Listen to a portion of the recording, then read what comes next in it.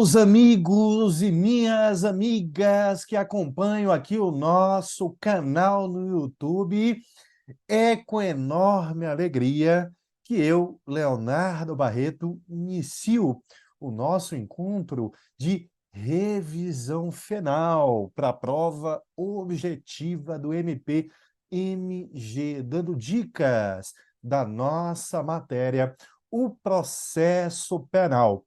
Dicas conforme o histórico de temas que vem caindo ao longo aí dos últimos concursos no MP-MG também, conforme o perfil da própria instituição e ainda perfil da banca. Vamos, aqui ao longo de mais ou menos uns 30, 40 minutos, vamos fazer um passeio pela nossa disciplina, aqui apontando tópicos de cada tema que eu reputo como de chances enormes de serem cobrados na nossa prova objetiva. A ideia aqui, então, não é falar tudo de tudo, não se quer aqui esgotar a matéria. Daí porque eu vou, como eu já adiantei, fazer um passeio, e é um breve passeio sobre alguns tópicos de alguns temas. Não vou me alongar, não vou ficar explicando, né, cada tópico, vou só relembrar, tá? E aqui fazendo apostas daquilo que eu entendo que, sim, pode e deve cair em prova. Fiz até, coloquei aqui ao lado, um esqueminha com tópicos que eu entendo aqui como importantes. Vamos já primeiro falar do tema acordo de não persecução penal.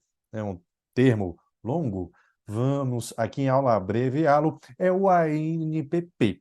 Bom, o que eu queria aqui no nosso encontro registrar quanto ao ANPP? Primeiro, lembrar de algo que até já caiu em prova MP-MG, seu cabimento em crime culposo com resultado violento. Há até enunciado do MP-MG quanto ao tema. Sim, é cabível. E o exemplo marcante se dá em um crime de homicídio culposo, que vem até a ocorrer no trânsito. Tá? É, eu lembro que aqui a violência nesse crime ocorre não no momento da ação, e sim no momento do resultado, daí porque, a priori, cabível, sim, o acordo. Também, quanto ao ANPP, lembremos do que julgou o Supremo em 2023, apontando que não é cabível o acordo em crimes de injúria racial e ainda em racismo. Tá? Até porque, um adendo, isso foi julgado à época em que a injúria racial vinha tipificada no CP, atualmente vem na lei de racismo. É crime de racismo, tipificado na lei 7716/89, artigo 2º-A. E aí fica também aqui o registro, atualmente é crime de ação penal pública incondicionada, o que não retroage para não prejudicar o agente. É dali em diante, é da criação da lei, né, de 2023 em diante. Tá?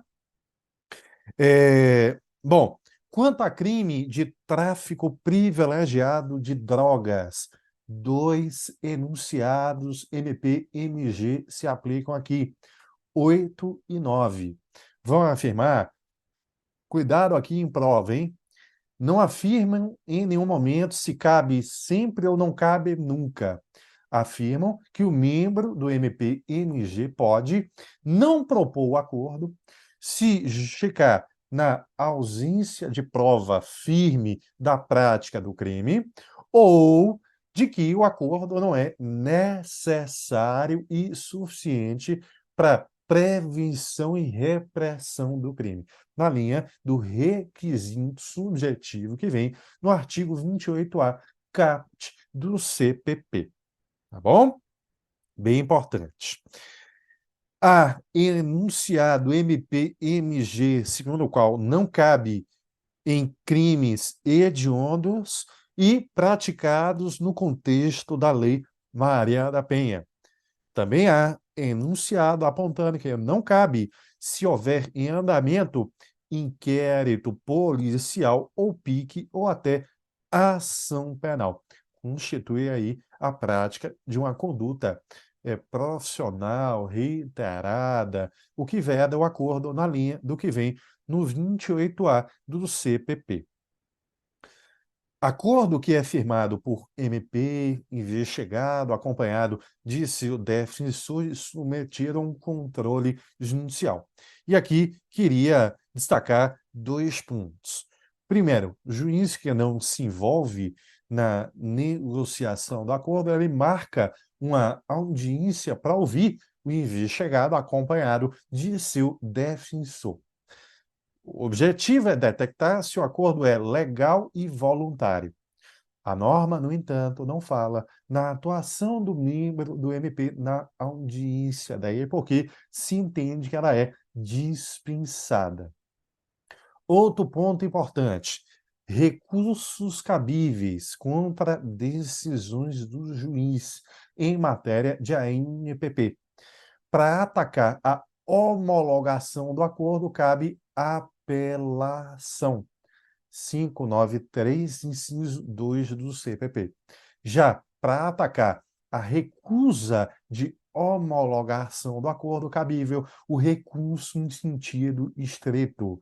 Fundamento é o artigo 581, inciso 25 do CPP. Discussão enorme sobre até que momento é cabível o ANPP.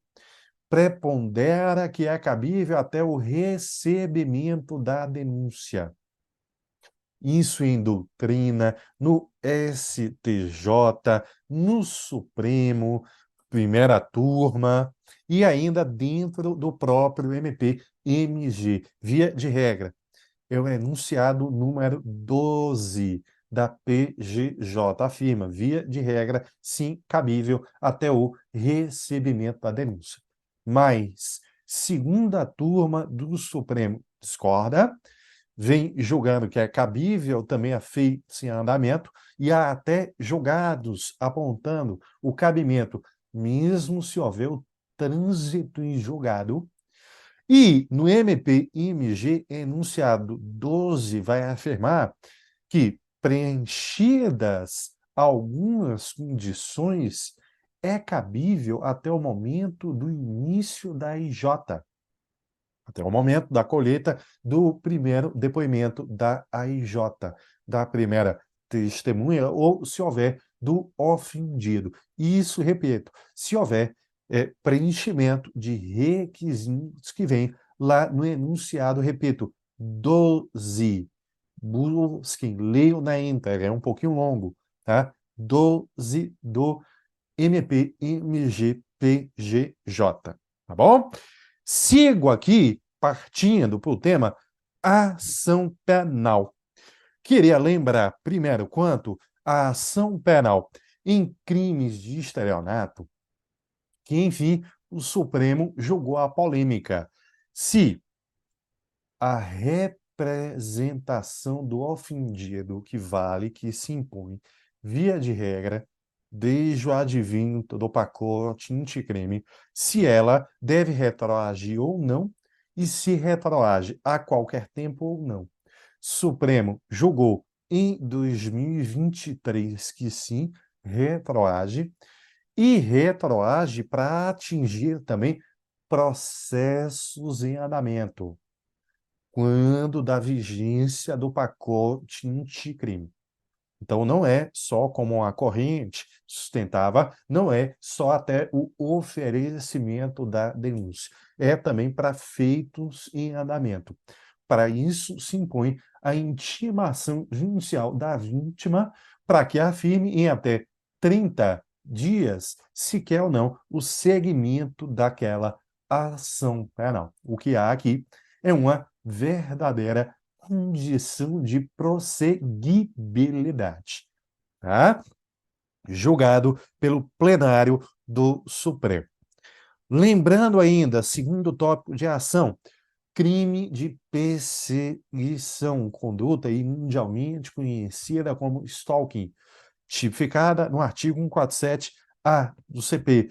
Sua ação é também pública condicionada à representação do ofendido, o que vai valer até se o crime ocorrer no contexto da Lei Maria da Penha. Nada muda, nada muda. Tá? A ação se mantém idêntica. O que vai mudar, e aí vem um novo tópico, o que vai mudar é a ação penal em crimes de lesões leves e culposas se ocorrerem no contexto da Lei Maria da Penha. Aí a ação é pública incondicionada, conforme prevê já há um bom tempo a súmula 542 STJ. Aliás, tudo decorre do teor do artigo 41 da Lei Maria da Penha, que veda por completo a aplicação da lei do juizado ao âmbito ali da Lei Maria da Penha. Daí porque não cabem os institutos da transação penal e da suspensão condicional do processo. É o que vem em súmula do STJ 536. Falando aqui do teor do artigo 41 da Lei Maria da Penha, vem discussão quanto à Lei Henry Borel. Ela busca replicar sistemática da Lei Maria da Penha ao seu âmbito de violência doméstica e familiar contra criança e adolescente. Mas não há, dentro da lei, uma norma como o artigo 41 da Lei Maria da Penha.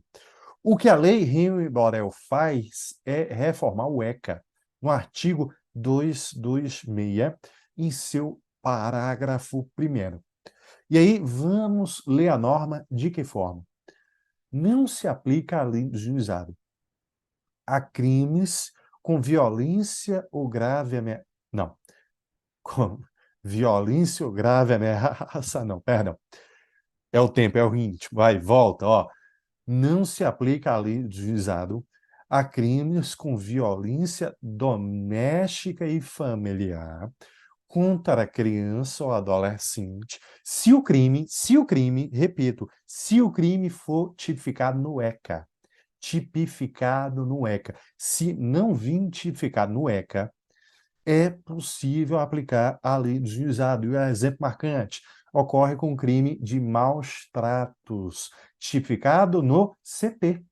Artigo 136. O seu caput é um crime de menor potencial ofensivo, daí porque permite, em regra, a aplicação da lei do juizado. Eu falo em regra porque se a vítima for do gênero feminino, se invoca a lei Maria da Penha, logo não se aplica a lei do juizado. Maus tratos em seu tipo penal simples contra menino permite sim a lei do juizado. Contra menina não permite. Tá bom? Saindo já da ação penal, falando aí um pouquinho de competência, dois tópicos ligados à competência territorial. Tá? Primeiro que vem no CPP. O CPP prevê a competência para alguns tipos de estelionato, lá no artigo 70, parágrafo 4º.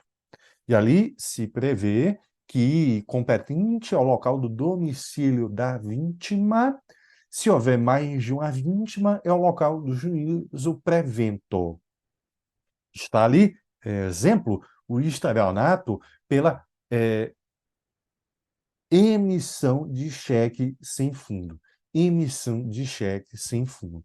Não está ali, no entanto, o estelionato pela falsificação de cheque. Tá? Não está, então cai na regra do artigo 70 caput do CPP. Competente é o local do resultado. Competente é, então, o local da obtenção da vantagem ilícita. E é o que vem já há um bom tempo na súmula 48 do STJ. Segundo tópico ligado à competência territorial, lembremos o cancelamento da súmula 528 STJ, que cuida do quê? De competência territorial em crime de tráfico internacional de drogas praticado por via postal. A súmula afirmava que competente seria o local da apreensão da droga. Cancelada a súmula, vale então que competente é o local do destino da droga. Juízo aqui federal, que julga aí o fato, é tráfico internacional de droga, mas do local do destino da droga.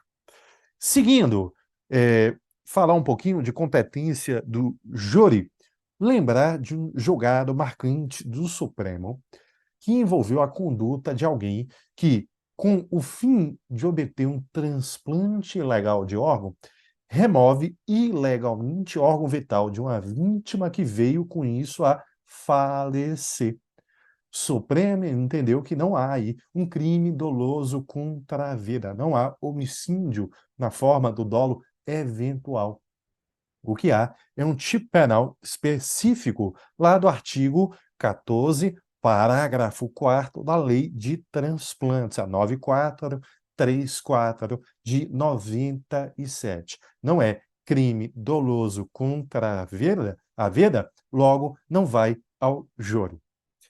Quanto à competência da Justiça Eleitoral, lembremos que o CPP, artigo 78, inciso 4, prevê que a Justiça Eleitoral julga crime eleitoral e também crime comum conexo a ele. E o Supremo entende que a competência da Justiça Eleitoral se mantém, ainda que a Justiça Eleitoral julgue prescrito o crime eleitoral. O crime comum segue ali, então. Então, um crime de lavagem de dinheiro, um crime de corrupção ativa ou passiva, falsidade documental, enfim. Tá? É o que entende o Supremo. Falando em Supremo, lembremos ação penal 937, critério de competência por prerrogativa de foro, segundo o qual só há o foro se o crime é praticado, 1, no cargo público e 2, em virtude do cargo. Algo que o STJ também aplica, tá? Salvo em duas situações. Para 2 agentes, o foro vale, ainda que o crime não tenha qualquer vínculo com o cargo. Eu me refiro ao desembargador e ao promotor de justiça. É exemplo marcante, que foi bem notório aqui no âmbito do MP-MG, colega de MP-MG, julgado e condenado pela prática do feminicídio de sua esposa. Julgado e condenado por qual órgão? Júri? Não, TJMG. Ainda que, repito, o crime não tenha qualquer vínculo com o cargo. Vamos ao tema... antes, só para concluir também a prerrogativa de foro, Constituição Estadual não pode inovar. Só pode repetir o que a Constituição Federal já prevê ou aplicar ao âmbito estadual por simetria algo que se extrai da Constituição Federal. E inovar, não. Não pode, então, criar foro para vereador, para defensor público estadual, ainda que o chefe da Defensoria Pública local, nem para o delegado civil ainda, aqui, chefe da polícia civil daquele local. Tema prova. Termo estándares probatórios. É um termo que envolve o quê? É o grau de certeza, o grau de convicção. Portanto, aqui, o grau de análise da prova que o juiz tem que ter para proferir um julgamento ou outro. Para fins de decreto de uma preventiva ou recebimento da denúncia, suficiente uma prova indiciária. Já para fins de condenação do réu, se impõe uma prova plena, firme, cabal, inequívoca. Outro ponto é lícita a prova que se obtém por meio de descarte de material genético. Alguém bebeu um líquido em um copo plástico e jogou fora. Fumou o cigarro, jogou a butuca de cigarro fora. Vai lá a polícia, apreende o material, submete à perícia. Vale? Vale. O sujeito abriu mão do seu material genético e o Estado não exigiu dele qualquer comportamento proativo na colheita da prova, então não viola a não autoincriminação. Lembremos da enorme importância do chamado depoimento especial, que vem na Lei 13.431 de 2017, que vai, em algumas situações, servir como a produção antecipada de prova, na linha do que prevê o CPP, lá no artigo 155, parte final, e também no 150.000, inciso 1. Tá? Segue, então, o rito cautelar de produção antecipada de prova do CPC. Tá? Isso vai ocorrer quando? Quando a vítima for menor de 7 anos de idade ou houver a prática de algum crime com violência sexual. E aí pouco importa a idade da vítima ou até testemunha. É o que a lei prevê. E eu quero ampliar um pouquinho isso aí para falar de novo da lei Henri Borel, o Henry Borel, né? Lá o teor do artigo 21, parágrafo 1º, que vai prever o quê? Que o Conselho Tutelar e o delegado podem provocar o MP a ajuizar a produção antecipada de prova. Quanto ao Conselho Tutelar, a norma emprega um termo correto. Ele pode requerer isso ao MP. Mas quanto ao delegado, a norma emprega aí um termo impróprio. O delegado, conforme a norma, pode requisitar que o MP venha propor a produção antecipada de prova. Requisitar, na prática, vai envolver aqui, tem um sentido de ordem, o que vai violar o sistema acusatório e viola a independência funcional dos membros do MP. A CONAMP, assim entende, ajuizou ADI no Supremo contra a norma.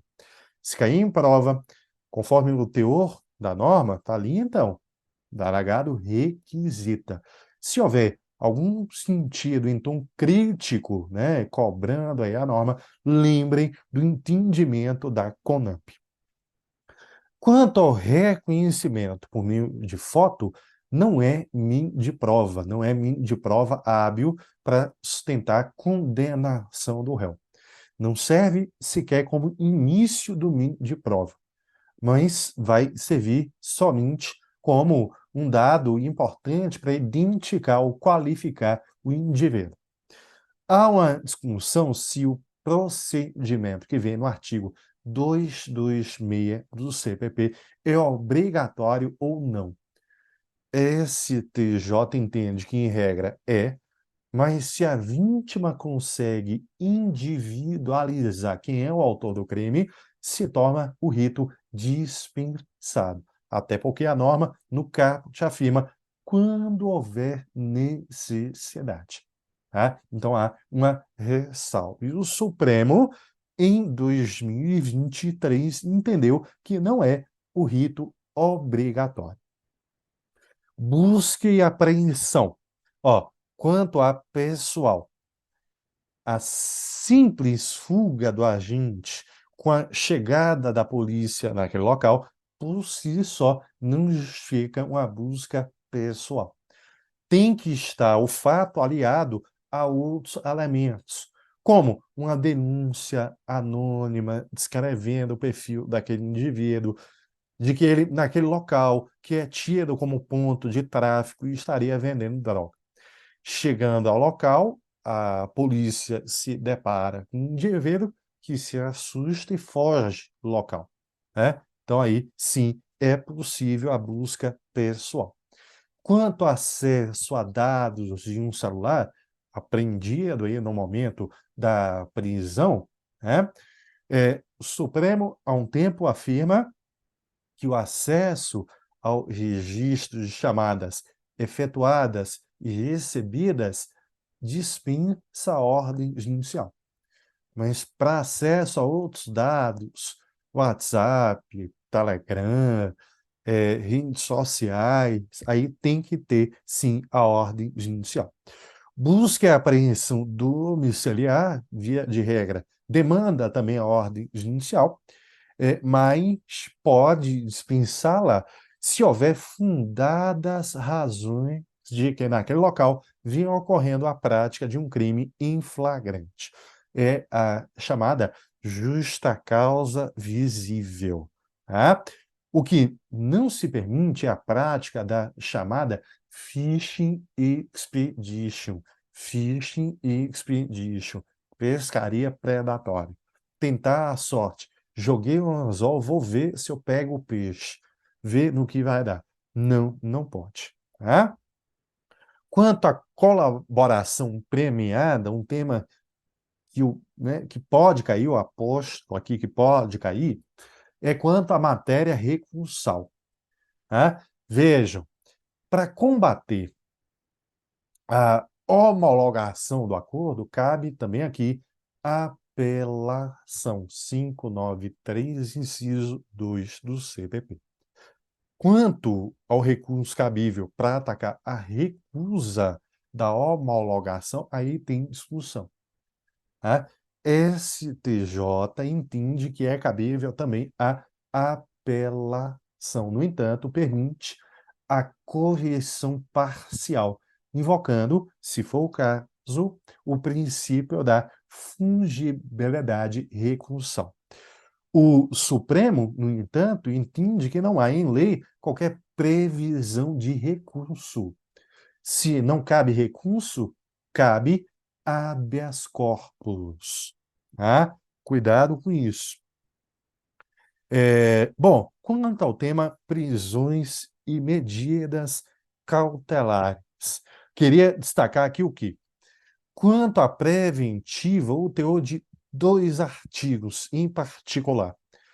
312, parágrafo 2º, que fala em fatos novos ou contemporâneos que vão justificar o decreto da preventiva. O que tem que ser novo ou contemporâneo não é o fato deletivo em si, é, no entanto, o motivo cautelar.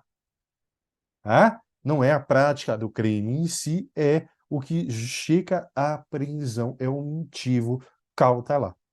E outro artigo aqui, é o artigo 316, parágrafo único, que vai impor o dever ao judiciário de a cada 90 dias rever se há ou não necessidade de manutenção da preventiva. Tá? Aqui, eu queria destacar primeiro o que entende o STJ, que o dever não se impõe, não, se o réu está o quê?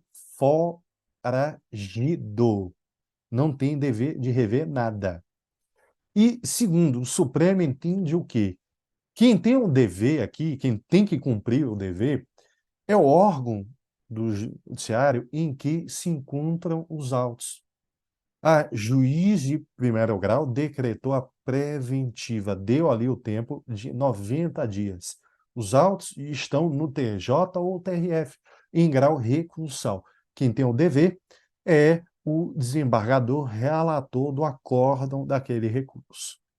Dever que se aplica até o segundo grau, TJ ou TRF. Em grau recursal, não se aplica no Supremo e no STJ.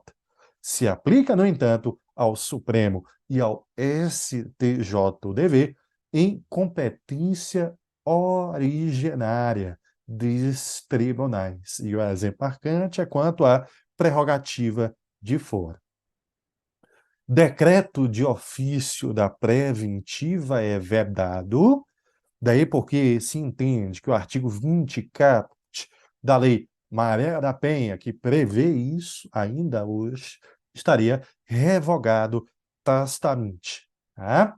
No entanto, aqui, ó, mitigações à proibição de conversão do flagrante em preventiva de ofício, porque também se veda, né, que ocorra aí a conversão do flagrante em preventiva de ofício. Isso, no entanto, é mitigado. STJ afirma: se depois da conversão de ofício, MP ou delegado se manifesta pelo cabimento da prisão vício anterior, está convalidado. Há uma discussão ainda se o MP, ali, na audiência de custódia, ele requer a fixação de uma medida cautelar diversa da prisão, se o juiz pode ir além e converter o flagrante em preventiva. Discussão no STJ. Quinta turma entende que não. Sexta turma entende que sim. Isso pode cair em prova? Sim. De que forma? Se indagando. Há consenso na jurisprudência quanto ao tema? Não, não há. A audiência de custódia que é obrigatória em qualquer prisão, cautelar, definitiva ou até civil, aquela do devedor de alimentos, detração penal de medida cautelar diversa da prisão. STJ permite, pelo tempo de efetivo cumprimento da medida. Então, digamos, o recolhimento domiciliar noturno de 10 da noite às 6 da manhã são 8 horas por dia, vezes 3, 24. Então, vai dar o quê? A cada 3 dias de cumprimento, né, da medida, se abate um dia de cumprimento da pena. Tá? Supremo, no entanto, entende que não é cabível por ausência de previsão legal. Citação, lembro que o STJ, há alguns anos, uns 2 anos, julgou quanto ao cabimento da citação por meio do WhatsApp, desde que exista comprovante quanto à autenticidade da identidade do citando, como número de telefone, confirmação escrita e foto individual. Quanto ao tema sentença, lembremos, juiz ao condenar o réu pode fixar valor mínimo de indenização, conforme prevê o artigo 387, inciso 4 do CPP. Para isso ocorrer, se demanda o requerimento expresso, o que pode, sim, ser feito pelo MP.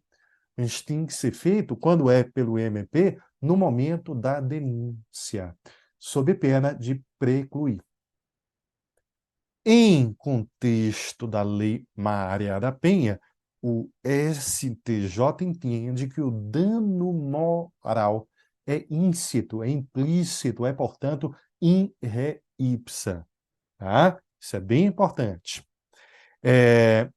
Quanto ao tema nulidades, se houver uma decisão carente de fundamentação, a nulidade absoluta, conforme prevê o artigo 564, inciso 5 do CPP. E aí lembram da chamada fundamentação interrelacionem ou alinde. Pode ser feita? Sim. É quando o juiz vai se valer de palavras de terceiros em sua decisão. Pode, mas de modo sempre a confirmar aquilo que ele já vinha expondo. O que não pode nunca, jamais, é substituir suas palavras por palavras de terceiros. Aí entra na decisão tida como vazia, desprovida de qualquer fundamentação. Reta final, eu tenho que falar aqui de júri e de recursos. Bem rápido, para o tempo não se alongar muito. Júri. Não se permite que o juiz fundamente a pronúncia a partir de elementos colhidos na investigação criminal, se demanda o uso de prova que foi colhida em juízo, via de regra, salvo quanto aos chamados elementos migratórios do processo penal. Provas cautelares, não repetíveis e antecipadas, que é lá no artigo 155, caput parte final do CPP. Na pronúncia se aplica o indúbio pro societate, inclusive para a qualificadora.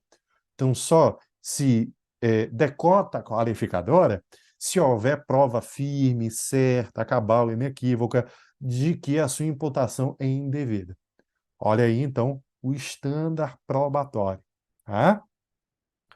É possível que o juiz amplie o tempo de debates orais, sim, o que ocorreu lá no caso Boate Kiss. Para isso, no entanto, ele tem que contar com a concordância das duas partes. Não pode impor de forma unilateral. O artigo 478 do CPP vai prever nulidade se alguma parte faz alguma referência a alguma matéria que vem na norma, como a pronúncia que ocorreu nos autos. A norma, ali no inciso 1, no entanto, destaca que a nulidade só é reconhecida se a matéria foi referida como argumento de autoridade, em favor ou em prejuízo do réu. Então, não há nulidade se, digamos, o membro do MP tão somente leu a pronúncia. Isso já caiu em prova MP, MG, ou até elogia a competência do juiz que pronunciou o réu. Não. Vai haver aqui nulidade se o membro do MP tenta distorcer a convicção do julgador leigo. Afirma, olha, o réu foi pronunciado, recorreu, o TJ manteve, conselho de sentença. Você vai, então, absolver o réu? Aí confunde institutos, não pode. Ah? Outro ponto, quanto ao quesito genérico de absolvição, não serve como um cheque em branco. Não vale tudo. Tanto não vale o que, ó, legítima defesa da honra, o Supremo afirmou isso. Não pode a parte se valer da tese que é inconstitucional. Não pode, nem de forma direta, nem de forma indireta, no inquérito, na primeira etapa do rito ou na segunda etapa, sob pena de nulidade absoluta. Para a prova MP-MG também não vale, né, a tese de clemência, embora o Supremo ainda discuta. Execução provisória da pena de prisão. No júri, que o CPP, via de regra, sim permite se houver condenação a uma pena igual ou superior a 15 anos, abrindo ali exceção, conforme vem em um dos parágrafos da norma do artigo 492, do CPP. O certo aqui em aula é o lembrete que a lei, em regra, prevê, o Supremo ainda não concluiu se isso é constitucional ou não. O STJ, no entanto, entende sim que é inconstitucional. Viola a presunção de inocência. Fechando aqui, júri, Lembremos, desclassificação própria, aquela que ocorre pelo conselho de sentença quando não se indica efetivamente qual foi o delito que foi praticado pelo réu, o que dá uma maior margem de liberdade para a atuação do juiz. Já a desclassificação imprópria é feita pelo conselho de sentença quando ele efetivamente indica qual foi o delito praticado, como quando o conselho de sentença reconhece na quisitação a culpa no delito de homicídio, ou seja, o homicídio culposo, o que vai limitar a atuação do juiz. Em matéria de recurso, só duas dicas bem rápidas. Uma quanto à apelação no júri, para combater decisão manifestamente contrária à prova nos autos. Há uma discussão se o MP pode apelar ou não de veredito absolutório manifestamente contrário à prova dos autos. Para o concurso MP-MG, obviamente, digam que sim. O MP, sim, pode apelar, até porque o CPP em nenhum momento limita. Não afirma, só para atacar condenação, absolvição, ou só a defesa pode recorrer ou não. O princípio da soberania dos vereditos não chega a tanto. Por fim, pode o MP atribuir ou buscar atribuir efeitos suspensivos a recurso que não possui. Isso caiu já no último concurso. E vai se valer do que o MP? De um mandado de segurança em matéria criminal? Não. Não. A súmula 604 do STJV. O MP vai se valer, então, de uma medida cautelar inominada para atribuir, então, este efeito suspensivo a recurso que não possui, como é o caso aí do agravo em execução.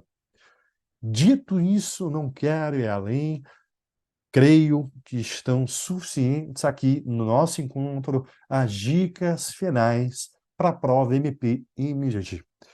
Muito obrigado por você ter vindo aqui, né, no nosso canal no YouTube. Fica o convite para que se inscreva, curta o vídeo, compartilhe, ajude aqui a divulgar mais esse canal de comunicação que temos com vocês.